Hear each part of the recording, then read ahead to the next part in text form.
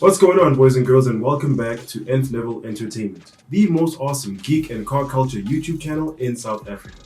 I am your host, Zwele Tumashangu, and today we're covering Fast 9. Now, this, of course, is the ninth film in the franchise, and it's the one that I think I have the most mixed feelings about, because this franchise, obviously, this is a film that I had to cover. Those of you who are subscribed to the channel know about the other side of it where I do vlogs about car culture. So I know it's been a while since I've reviewed a movie, but I thought this was the best excuse to get back on that horse with. And I actually went out to the theater to see this one. It was a great time.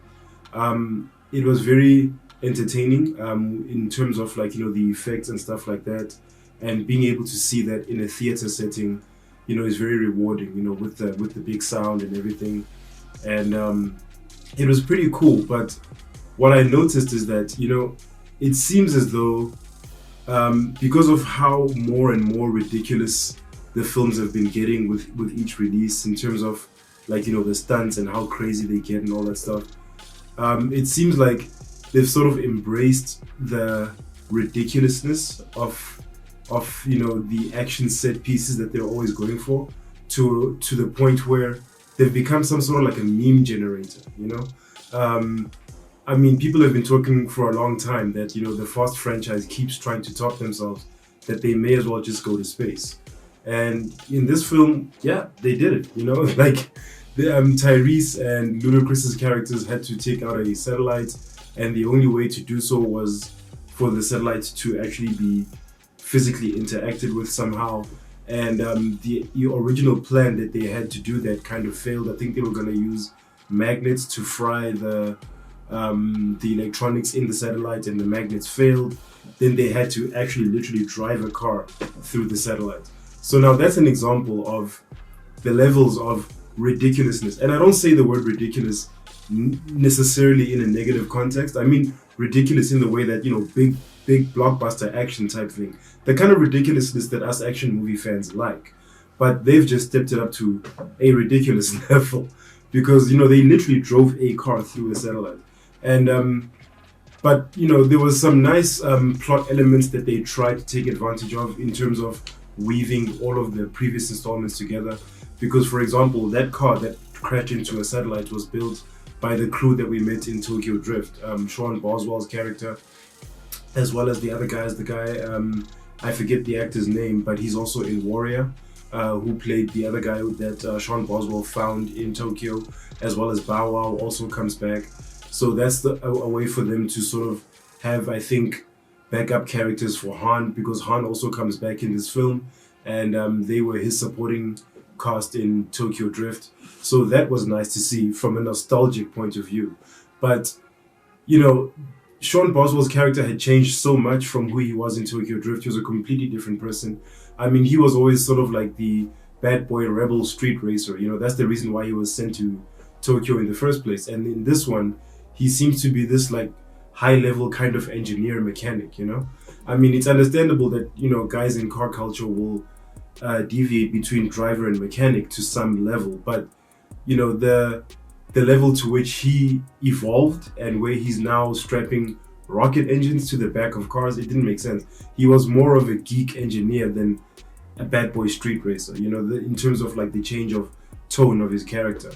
And we meet Dom's brother in this one, played by John Cena, who we haven't seen in any of the previous films. So I guess John Cena was perfect casting. I hope you guys get that joke. He was... So the introduction of his character was interesting in that it led to these flashbacks that now the film had to have to explain their backstory, which kind of harkened back to the original flavor of what these films were about. That was pretty cool to see, because then we got to see straight up like drag races and the whole NOS thing and, too early son kind of thing, and then you hit your NOS button and you pass the guy.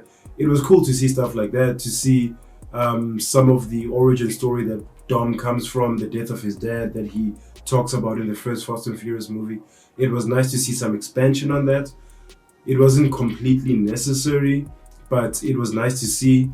It was a way for the film, in tone at least, to tie the franchise back to its original roots of street racing.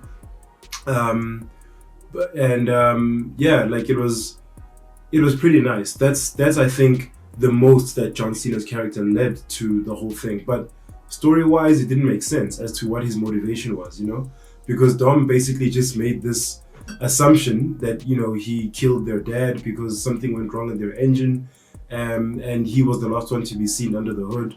So, you know, Mr. Salute La Familia cut out his brother because of an assumption that he made that he killed their dad, you know? So that didn't make sense story-wise. So there's a lot of leaps that they take like that, you know, to weave into the story, just for certain things to happen for the sake of fan service or plot devices that don't necessarily earn their, like they don't land because they're not earned, you know, like there isn't a substantial enough setup or explanation for those things to make sense. So it's those kind of things that took me out of the movie. Otherwise, it was a lot of fun. But it was more of a comedy than an action movie. I mean, there were so many moments where the people that I was watching the movie with in the theater that I was watching it in were laughing at so many comedic moments that I think, you know, were more than what they were supposed to be in terms of balance with the action and everything else about the film.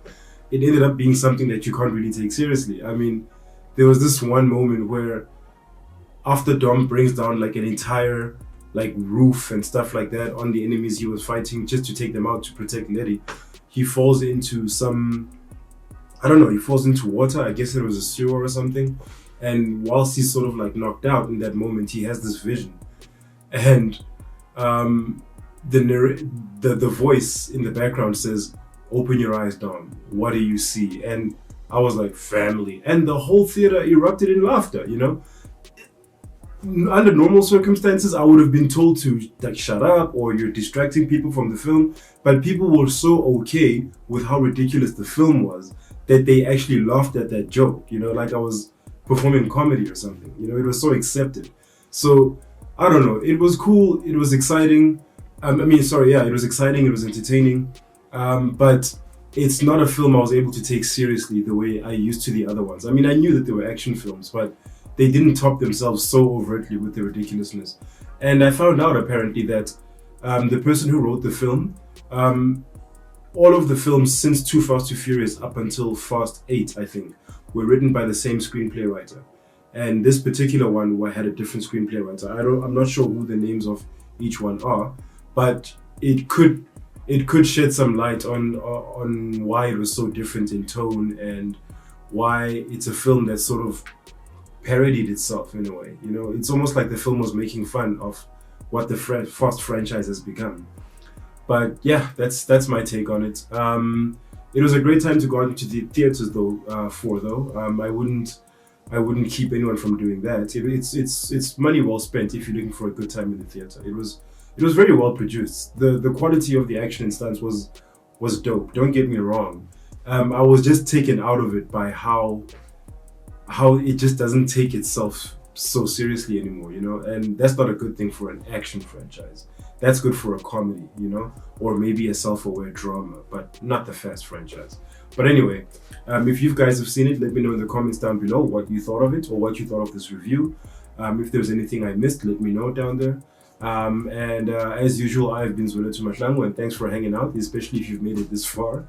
And if you enjoyed this video, please click on the thumbs up icon and leave us a like. If you'd like to see more from Nth-Level Entertainment, please click subscribe and be sure to ring the bell icon so you are notified each and every time I drop new content on this here channel. As usual, people, take care of each other, stay awesome, and stay chasing your dreams to infinity and beyond.